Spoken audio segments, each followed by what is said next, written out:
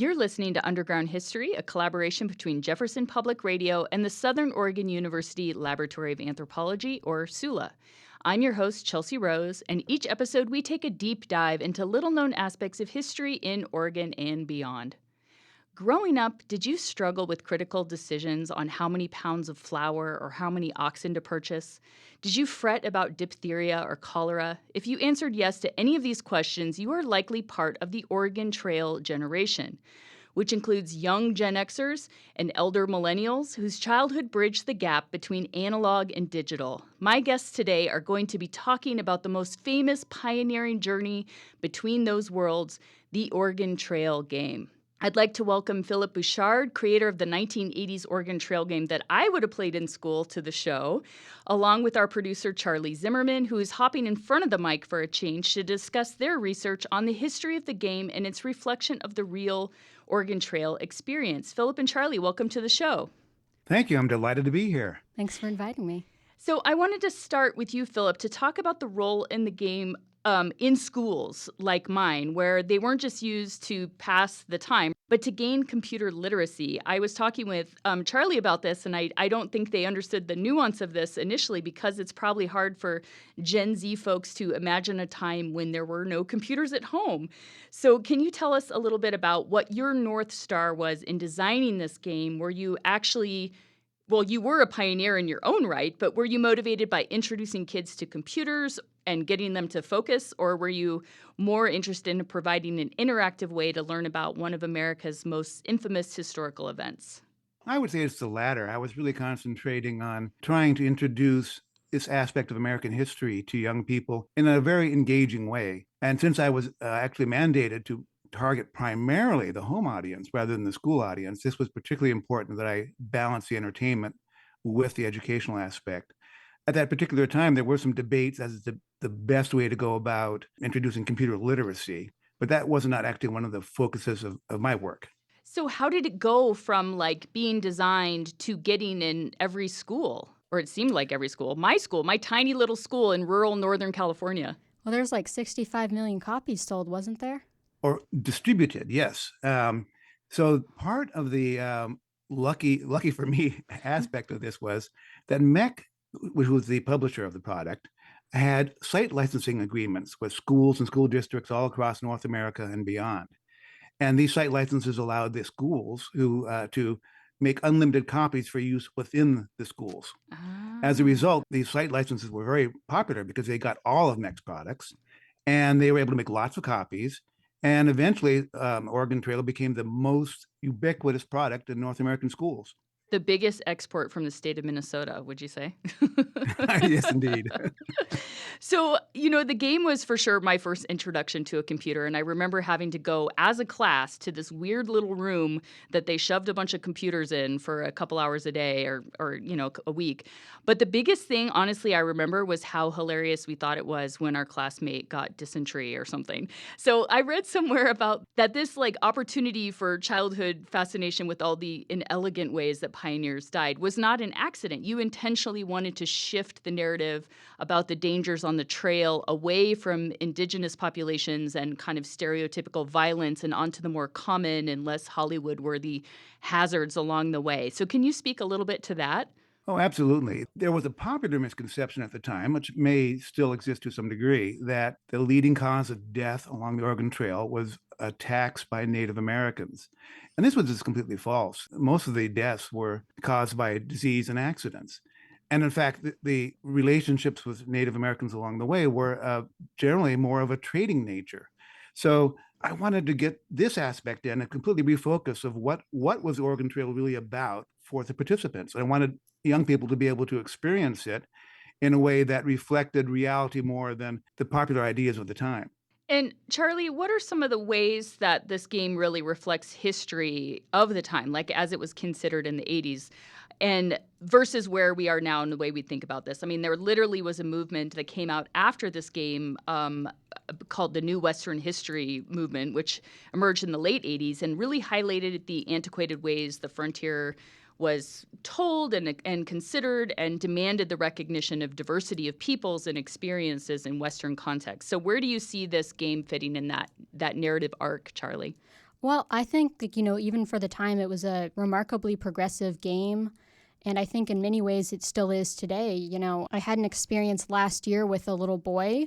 We were talking about the Oregon Trail, and he told me that his teacher told him that the reason they'd have to circle up the wagons at night was because Indian attacks were so common. And this was, only last year. So I think these narratives haven't gone away. And I think it's good that the game confronts those and doesn't really perpetuate them. And I was thinking about some of that because, there are definitely some manifest destiny vibes in the game, which was a framework largely unchallenged until the late 20th century, this colonial perspective. And I read one critique that said it framed Western migration as an adventure for fun rather than reflecting it as the invasion of sovereign native lands, and it was.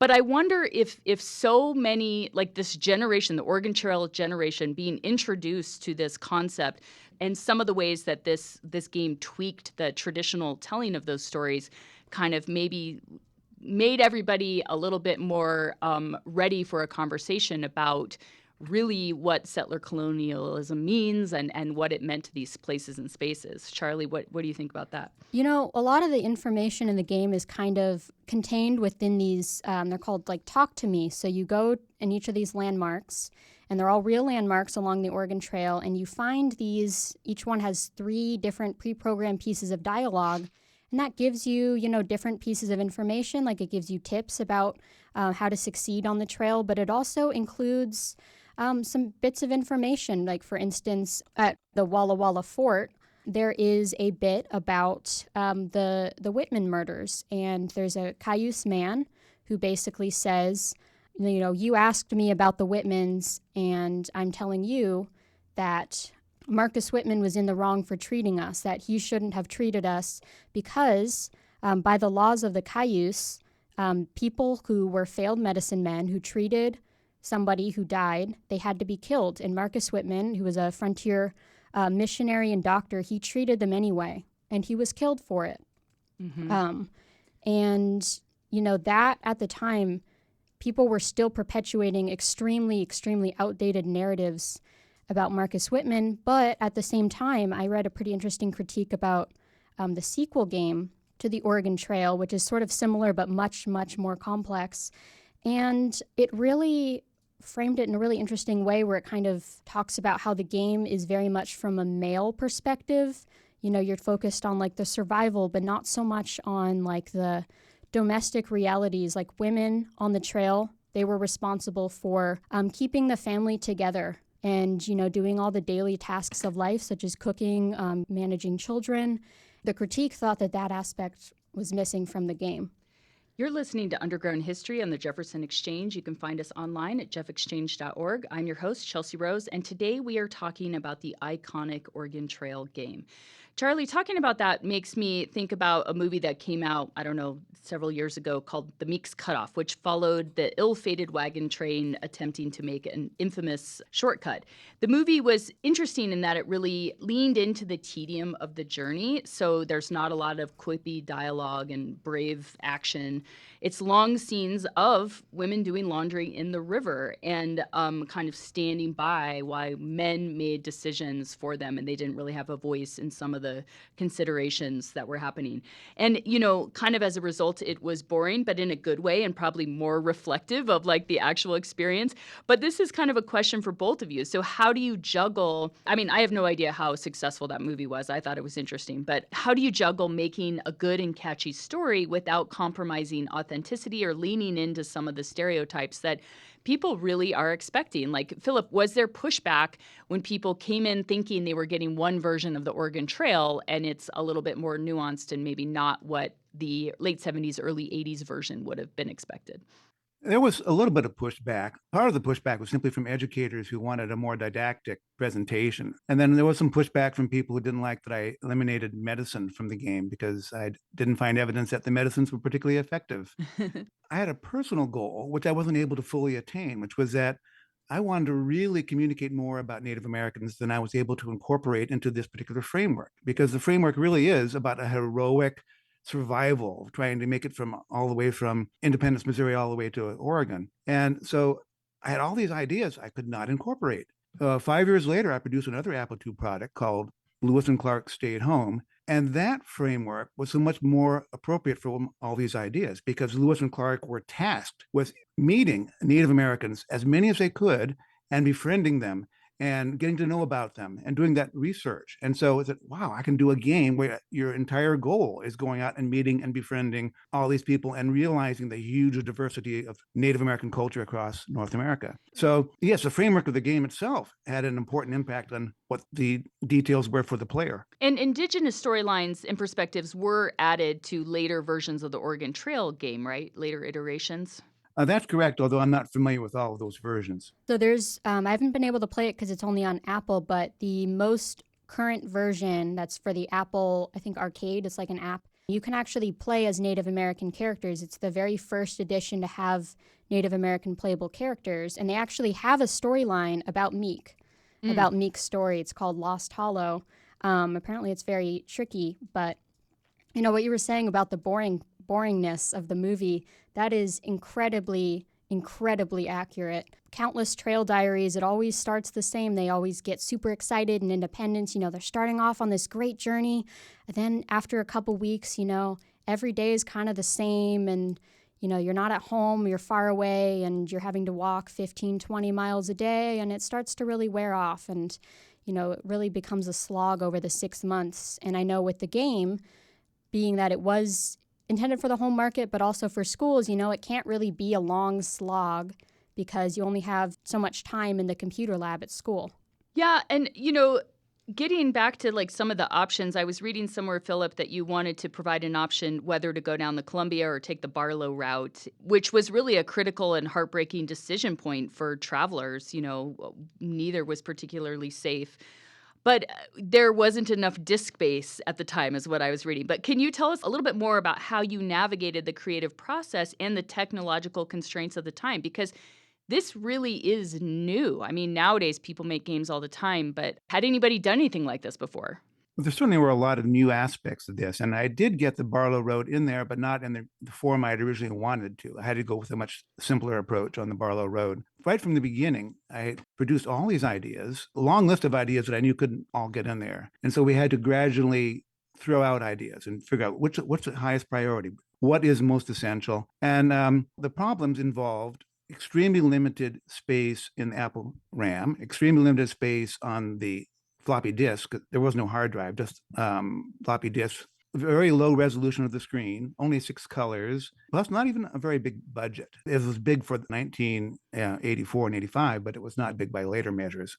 So it was constantly a trade-off between what we would have loved to have done and what was actually possible.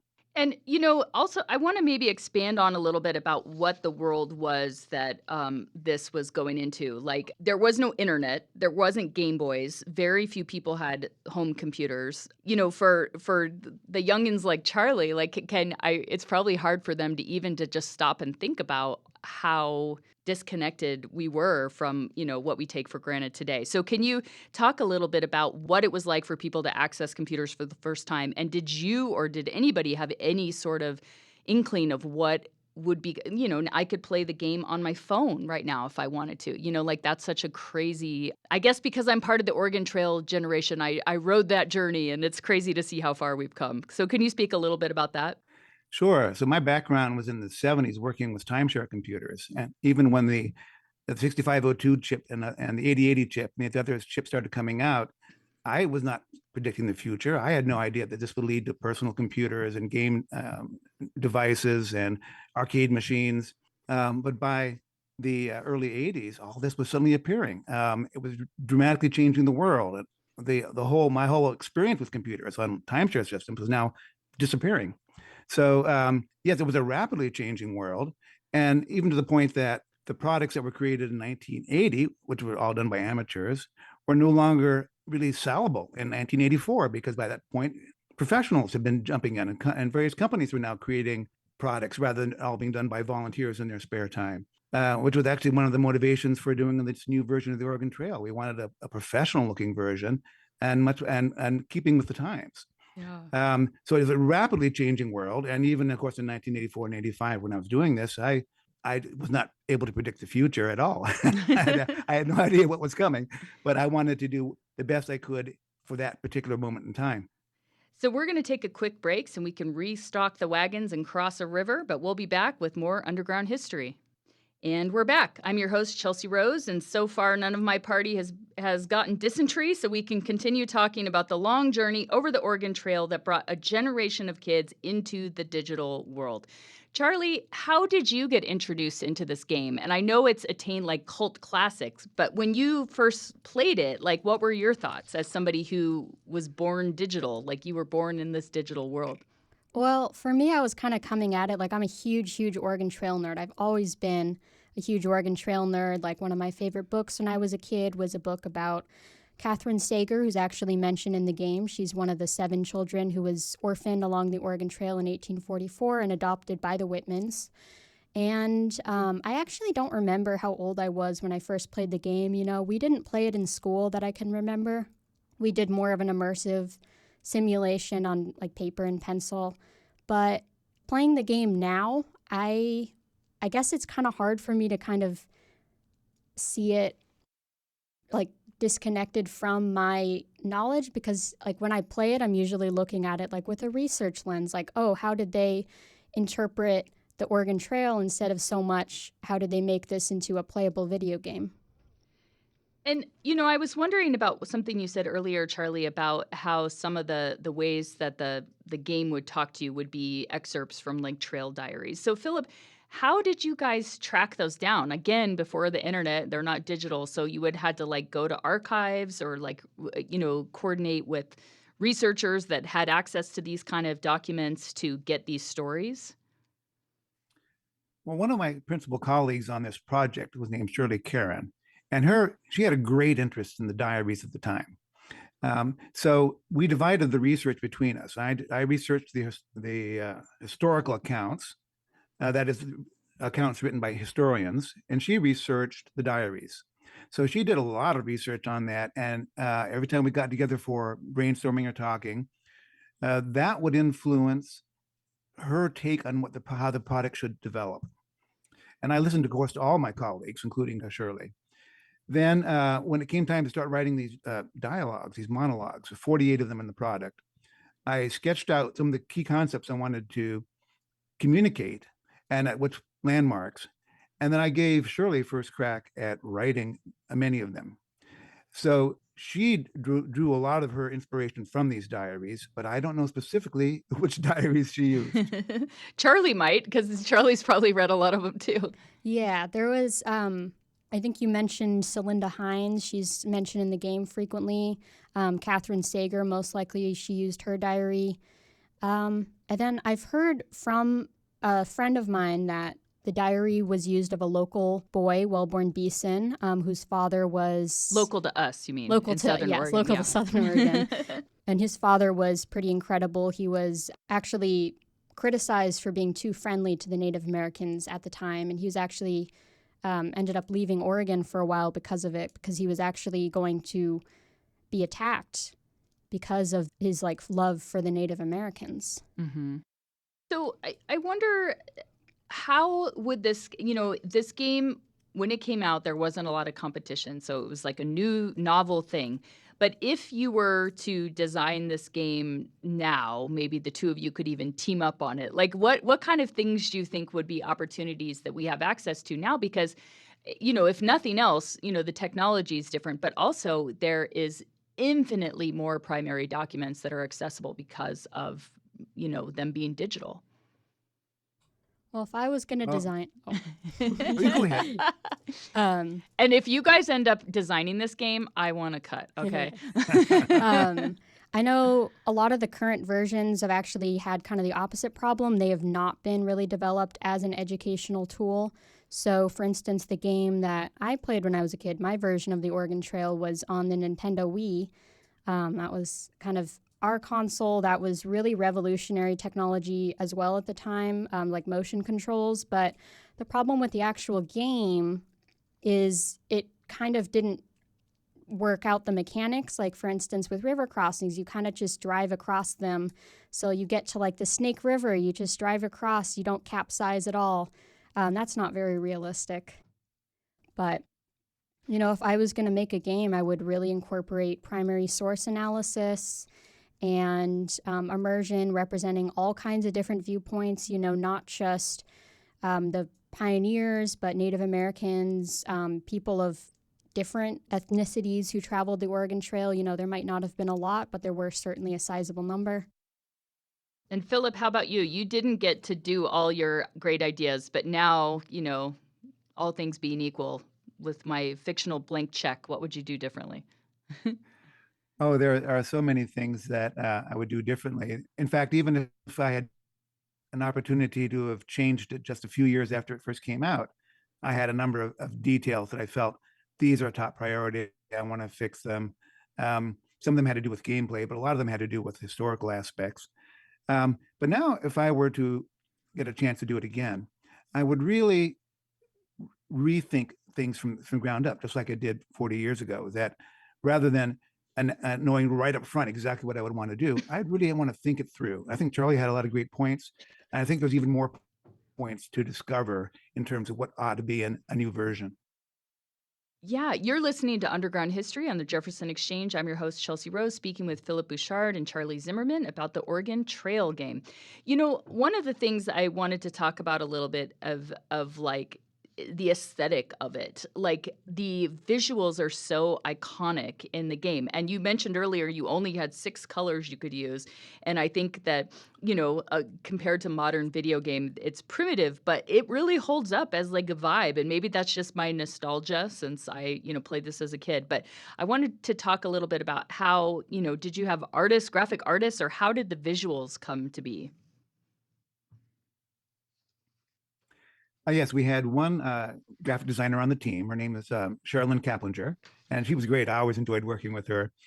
And because she worked then with the team in terms of the details, like a hunting game, for example. And but the main screen that people think about is the travel screen. Mm-hmm. And that is a fascinating case because my first cut on the travel screen, in terms of the design for it, then which Sherilyn followed, didn't work when we did the alpha test. It didn't hold the attention of the kids we were testing with. So it was very clear that we needed to completely rethink how that travel screen worked. And then one of my colleagues who wasn't even on the team suggested, well, how about a little animation of an ox pulling a cart across? So we took that idea, we experimented with it, and went through a long evolution of ideas until we ended up with the travel screen that eventually became the de facto branding of the product. And it was very successful and traceable to this offhand comment by somebody who wasn't even on the team. Yeah, that's amazing. That's amazing.